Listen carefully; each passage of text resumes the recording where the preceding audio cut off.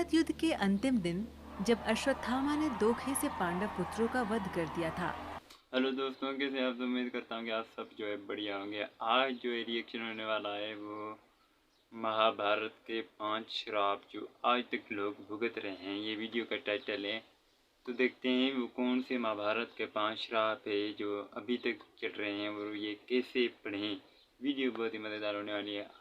उससे पहले आपसे एक छोटी सी रिक्वेस्ट है कि आप हमारे चैनल को ज़रूर सब्सक्राइब कर दें ताकि इसी मज़ेदार वीडियोस का नोटिफिकेशन बआसानी पहुंच सके। तो डिस्क्लाइमर। महाभारत काल के 5 श्राप महाभारत जिन्हें काल आज के भी भुगत 5 रहे हैं लोग। दोस्तों, यूँ तो आपने महाभारत से जुड़ी कई कथाएं सुनी होंगी, बिल्कुल सुनी होगी आप परंतु लोगों ने। महाभारत से जुड़ी कई ऐसी कथाएं हैं जिससे आज भी हिंदू जनमानस अनजान है। इस लेख में हम आपको महाभारत काल में दिए गए कुछ ऐसे श्राप के बारे में बताने जा रहे हैं जिसके बारे में ये माना जाता है कि उन श्रापों को आज भी जनमानस भुगत तो रहे आज हैं। तक कुछ श्राप पहला मौजूद हैं श्राप, जो पहले दिए श्री गए थे। कृष्ण का अश्वत्थामा को श्राप। अश्वत्थामा। महाभारत युद्ध के अंतिम दिन जब अश्वत्थामा ने धोखे से पांडव पुत्रों का वध कर दिया था और इस बात का पता जब पांडवों को चला, तो तब पांडव भगवान श्री कृष्ण के साथ अश्वत्थामा का पीछा करते हुए महर्षि वेदव्यास के आश्रम पहुँचे। पांडवों को अपने सामने देख अश्वत्थामा ने अर्जुन पर अश्वत्थामा ब्रह्मास्त्र का से वार श्राप। किया।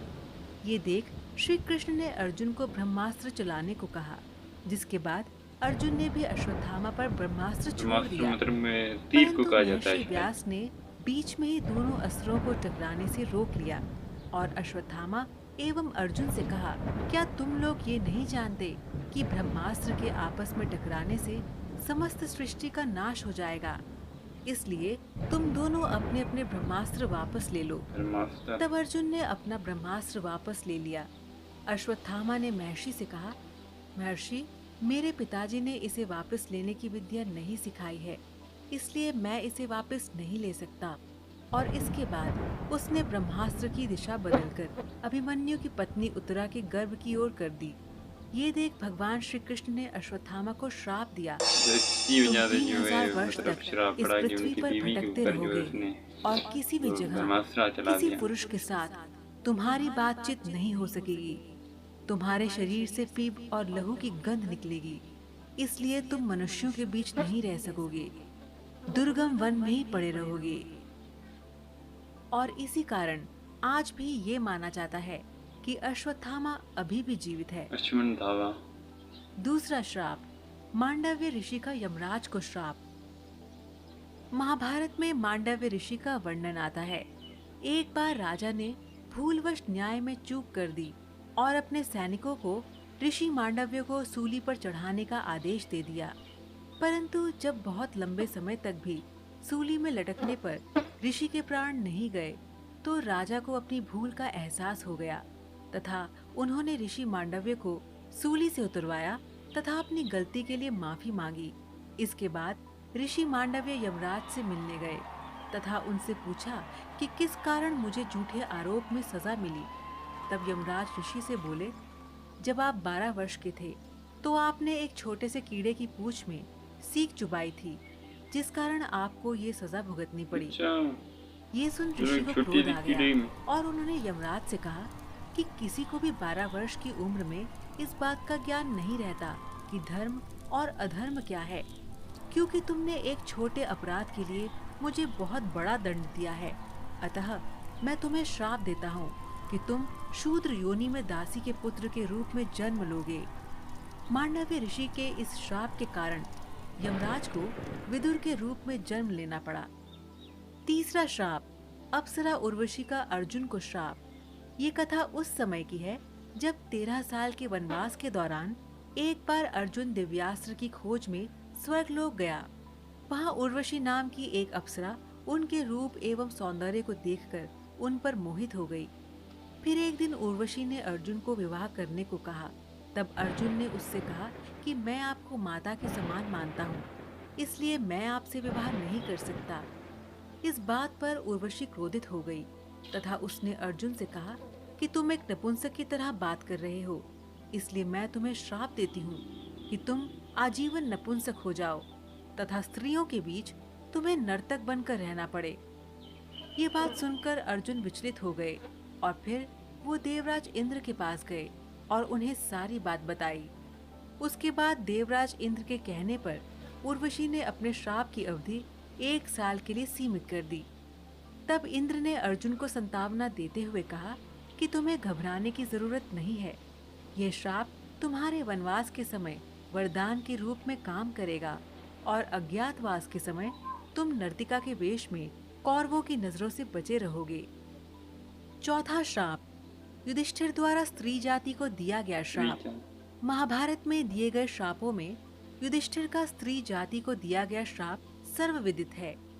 महाभारत में वर्णित कथा के अनुसार जब कुरुक्षेत्र में युद्ध के दौरान अर्जुन ने महारथी कर्ण का वध कर दिया था, तब पांडवों की माता कुंती उसके शव के पास बैठकर विलाप करने लगी। ये देखकर पांडवों को बड़ा ही आश्चर्य हुआ कि आखिर ऐसी क्या बात है जो हमारी माता हमारे शत्रु के शव पर अपने आंसू बहा रही है। तब ज्येष्ठ पांडव युधिष्ठिर तो अपनी इतने माता जो कुंती के श्राप पास गए खतरनाक थे और कि उन्होंने उस टाइम देवी जो कुंती श्राप से दिया पूछा, जाता था तो वो माता अभी तक जो क्या इतने बात हजारों है साल चल रहे जो हैं। आप हमारे सबसे बड़े शत्रु कर्ण के शव पर विलाप कर रही हैं।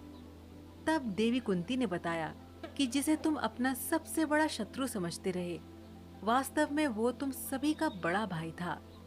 कर्ण राधेय नहीं बल्कि कौन्तेय था। अपनी माता के मुख से ऐसी बातें सुनकर पांचों पांडव दुखी हो गए।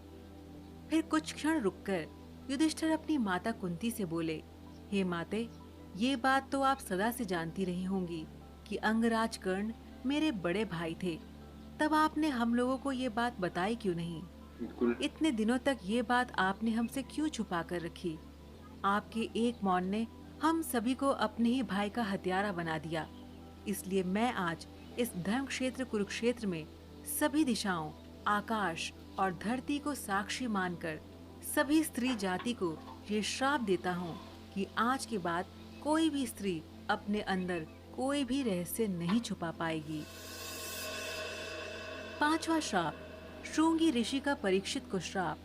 कथा के अनुसार 36 साल हस्तिनापुर पर राज करने के पश्चात जब पांचों पांडव द्रौपदी सहित स्वर्ग लोक की तरफ प्रस्थान करने लगे, तो उन्होंने अपना सारा राज्य अभिमन्यु के पुत्र परीक्षित के हाथों में सौंप दिया।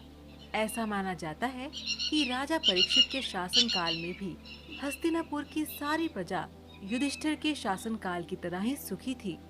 परंतु कहते हैं ना कि होनी को कौन टाल सकता है।